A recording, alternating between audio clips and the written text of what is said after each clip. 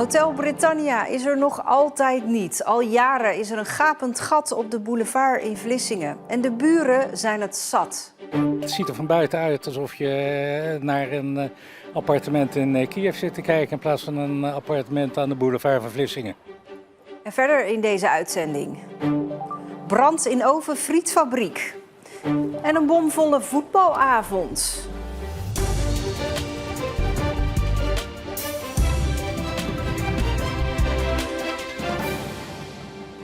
Goedenavond. We beginnen met Vitriet. Nog meer slecht nieuws voor de ongeveer 100 medewerkers van lampenfabriek Vitriet in Middelburg. Ze krijgen geen salaris over de afgelopen 2 maanden. Dat kregen ze gisteravond te horen van de directie. De fabriek in Middelburg, die voornamelijk autoverlichting maakt, zit al langer in financiële problemen. Daar komt nu bovenop dat een belangrijke klant van het bedrijf een aantal betalingen heeft opgeschort. En dat heeft ervoor gezorgd dat de medewerkers dus gisteren te horen hebben gekregen dat ze hun salaris over de maanden juli en augustus niet krijgen.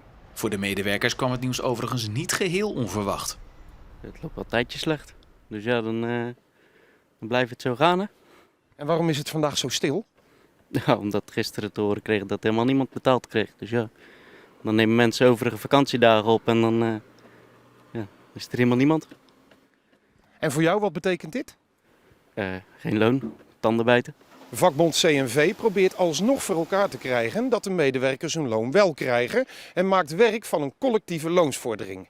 En de vakbond organiseert donderdag ook nog een bijeenkomst in de kantine van Vitriet om de medewerkers een luisterend oor te bieden of te helpen bij de zoektocht naar een andere baan. Ze zijn het hartstikke beu. De buren van de bouwplaats van Hotel Britannia aan de boulevard van Vlissingen. Ze kijken al 1,5 jaar tegen een bouwput aan. De bouw is vorig jaar stilgelegd nadat er hoge concentraties PFAS in de grond werden gevonden. Intussen wordt er gesteggeld over wie daar verantwoordelijk voor is. En een oplossing lijkt ver weg. Het toch al langdurende traject naar de herbouw van een stukje Vlissingse glorie, het Grand Hotel Britannia, werd in april 2023 nog eens verlengd toen projectontwikkelaar AVV ontdekte dat er hoge concentraties van de PFAS-chemicaliën in de zandgrond van de bouwplaats zaten. Opnieuw vertraging bij de bouw van Hotel Britannia op de boulevard in Vlissingen. Nu doordat er PFAS in de bodem zijn gevonden. De projectontwikkelaar meent dat de oefeningen van de brandweer met PFAS-houdend blusschuim tijdens edities van Rescue Vlissingen de reden zijn voor de vervuiling. En stelde de gemeente Vlissingen aansprakelijk omdat hij daarvoor een vergunning had verleend. Maar Vlissingen en de veiligheidsregio Zeeland, verantwoordelijk voor de brandweer, geven wat dat betreft niet thuis. Al 1,5 jaar dansen de gemeente Vlissingen, de veiligheidsregio en de projectontwikkelaar om elkaar heen. Wie is nu de schuldige? Dit tot grote ontevredenheid van de bewoners van wooncomplex Schuttevaar. Wat je nu ziet hierachter is een stuk oerwoud. Het ziet er van buiten uit alsof je naar een appartement in Kiev zit te kijken in plaats van een appartement aan de boulevard van Vlissingen. De bewijzen voor het spuiten met blusschuim stapelden zich op. Maar blijkbaar is dat niet voldoende om tot een oplossing te komen voor het probleem wie de kosten van de sanering voor zich gaat nemen. Het treuzelen heeft verregaande gevolgen voor de bewoners van Schuttevaar. Als je je appartementen wil gaan verkopen, dan is de waarde gigantisch gedaald. Er wordt zelfs gesproken over iets van €60.000. Er heeft iemand geprobeerd om zijn appartement te verkopen en die heeft het maar weer uit de verkoop gehaald. Over de voortgang van het dossier doet Vlissingen weinig tot geen mededelingen. Een beroep op de wet open overheid leidt, wanneer het gaat om relevante informatie, tot dit soort taferelen.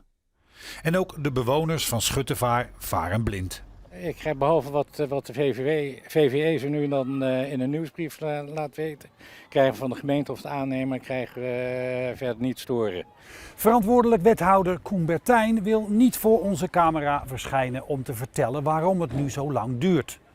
Op schriftelijke vragen krijgen we van de gemeente Vlissingen het antwoord dat het ingewikkeld is. Daar moeten de bewoners van Schuttevaar het vooralsnog meedoen. Een zeer grote brand gisteravond laat bij frietfabriek Lamp Westen in Kruiningen. Er stond een bakkenoven in brand. Volgens een woordvoerder van de veiligheidsregio is dat te vergelijken met een enorme frietpan met 12.000 liter olie erin. De brandende olie zorgde voor veel rook en extreme hitte. Er werden daardoor veel brandweerlieden opgeroepen, zodat ze elkaar konden aflossen. Er zijn geen gewonden gevallen. 1 iemand had rook ingeademd, maar hoefde niet naar het ziekenhuis. Lemp-Westen laat weten dat de oorzaak van de brand nog onduidelijk is, maar dat er uitgebreid onderzoek naar gedaan wordt. Gesaboteerde schepen in de Schelde, gevaarlijke drones bij de kerncentrale en raketten die de haven bombarderen. De burgemeester van Antwerpen, Bart de Wever, ziet deze dingen als een reële dreiging. En daarom pleit hij voor een luchtafweersysteem rondom zijn haven. Hij is namelijk bang dat de haven van Antwerpen een doelwit is voor bijvoorbeeld de Russen. Maar hoe zit dat met de kerncentrale in Borselen of de Zeeuwse havens? Bijvoorbeeld die van Vlissingen. Is die wel goed beschermd? Iemand die zich hier al eerder over heeft uitgesproken is veiligheidsdeskundige Rob de Wijk. En hij denkt dat de Russen wel degelijk naar Vlissingen kijken. Het komt omdat regelmatig Amerikaanse tanks en panzervoertuigen van hier naar Oost-Europa worden vervoerd. En Nederland stuurde al eens een luchtafweersysteem naar Oekraïne. Hij had hem liever hier gezien. In tegenstelling tot de burgemeester van Antwerpen zijn de burgemeesters van Vlissingen en Borselen niet zo uitgesproken.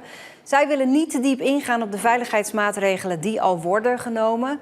En of er een luchtafweersysteem moet komen, laten ze over aan het Rijk. Ze worden zelden als eerste genoemd bij de bevrijding van Nederland in de Tweede Wereldoorlog, de Polen.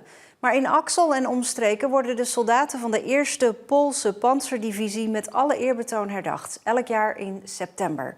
Dit jaar is het 80 jaar geleden. Op 19 september 1944 werd Axel bevrijd door de Polen. Na een hevige strijd die onder andere deze mannen het leven kostte. Dit zijn de 22 Poolse soldaten die hier in Axel op het ereveld liggen. Er zijn er hier, waar we zeker van weten, 63 gesneuveld. Er zijn er onder andere in Lommel begraven, herbegraven en in Adenhem. Waarom of er in Axel nooit één groot militair ereveld is geweest, dat weten wij ook niet. We zijn bij het Oorlogsmuseum Gdynia in Axel. Deze boerenschuur is als door een wonder gespaard gebleven in de oorlog. Hier zien we eigenlijk alle boerderijen die hier in de oorlog, zal maar zeggen, met de bevrijding in brand gegaan zijn. En de enige boerderij die overgebleven is deze boerderij. En daar is het museum in gevestigd. En daar houdt de symboliek niet op. Mario Maas was als klein jongetje al gefascineerd door de oorlog en de geschiedenis van zijn geboortestreek. Maar dat zaadje is eigenlijk al geplant voor zijn geboorte. Dit is de generaal Maxak. En die heeft in 1964 de generaal Maxakstraat hier in Axel onthuld. Dit is mijn opa, dit is mijn oma. Mijn oma heeft er toen voor gekookt, ik heb er een handtekening van. En 6 jaar later ben ik in de generaal Maxakstraat geboren. Dat de Polen ook deel uitmaakten van de bevrijding van Nederland wordt wel eens vergeten. In Museum Gdynia krijgen zij de eer die hen toekomt. De eerste Poolse panzerdivisie, die is in 1942 hebben die in Engeland de oprichting gedaan. En van daaruit zijn die eigenlijk in Normandië aangekomen natuurlijk. En ieder kreeg een doel om te bevrijden. En wij zijn door de Polen bevrijd. Ja. 15, 16 september zaten ze op de overslag Koewacht. En vanaf 16 september zijn ze richting Axel beginnen vechten. Hier zie je Poolse tankchauffeur onder andere. Deze meneer is Poolse infanterist. Deze tank overal, dat is van Sylvester Barzinski. Sylvester heeft hier tot 2015 heeft hij nog de herdenking eigenlijk meegemaakt. En Sylvester is na de oorlog in Sint-Gilles-Waas is hij eigenlijk neergestreken. Omdat hij eigenlijk niet meer terug naar hun vaderland konden. Omdat natuurlijk daar het communisme al aanwezig was door de Russen. Naast al het groot materieel, de wapens en uitrustingen is het vooral het persoonlijk drama wat indruk maakt in dit museum. Zoals het verhaal van de 19-jarige Neeltje uit Othene bij Terneuzen. Neeltje die hoorde dat wij hier bevrijd waren in Axel, 19 september. En Neeltje ging er eigenlijk klaarmaken voor de bevrijders te begroeten. Je ziet haar op de foto met haar vriendin en zo. En daar kwam een vliegtuigje over. Zij waren daar aan het rondlopen. De Duitsers hadden heel veel achtergelaten. En dat verkenningsvliegtuigje dat geeft een commando eigenlijk richting de Poolse artillerie. Tussen Spui en Magret. En die beginnen te schieten eigenlijk op Othene. Met het gevolg dat Neeltje Maas daarbij omgekomen is. Je ziet ze hier met de lijkkoets wordt ze opgehaald in de straat. Je ziet haar schoentjes die ze toen aan had. En haar haarvlecht.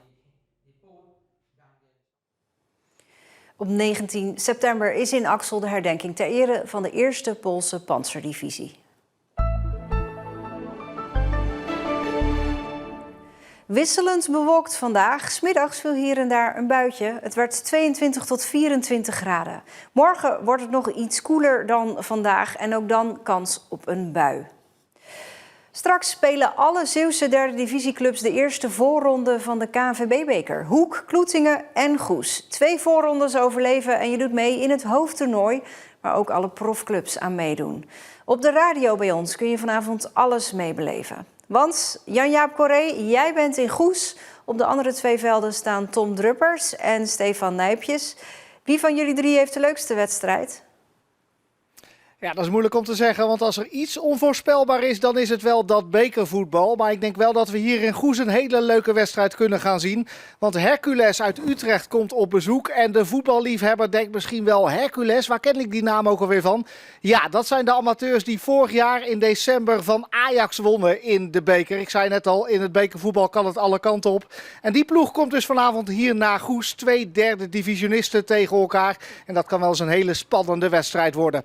Kloetingen speelt op het eigen Westerlooppark tegen Kwik 20 uit Oldenzaal. Die ploeg moet eerst 280 kilometer in de bus om het dan tegen Kloetingen op te nemen. Kloetingen speelt in de derde divisie. Kwik 20 speelt in de vierde divisie. Dus op papier zou dat moeten lukken voor de ploeg van Rogier Veenstra. En dan blijft Hoek over. En ook Hoek heeft een thuiswedstrijd geloond. Wat dat betreft hebben de Zeeuwse clubs het echt wel getroffen. En Hoek ontvangt op eigen veld SDC Putten. Die ploeg speelt niet in de tweede divisie, niet in de derde divisie en ook niet in de vierde divisie, maar nog een niveau lager, is een eerste klasser. En dat moet dus wel echt kunnen. Ja, en als je dat zo op een rijtje zet, dan is het misschien wel zo dat alle 3 de clubs vanavond doorgaan en dat we al die 3 clubs in de tweede voorronde gaan zien. Maar waar ik mee begon, eindig ik ook mee. In het districtsbekervoetbal of ook in het KNVB-bekervoetbal weet je het maar nooit. Dankjewel, Jan-Jaap. Ja, om 7 uur begint die extra radio-uitzending. Om 8 uur is de aftrap op alle velden. En in de app en op de website is ook een live blog. En vanavond laat vind je daar uiteraard ook de samenvattingen van de wedstrijden. Dus straks lekker die radio aan en de hele avond Zeeuws voetbal luisteren. Dat ga ik ook doen. En dan zien wij elkaar morgen weer om 5 uur bij een Nieuwe Zeeland Nu. Dag!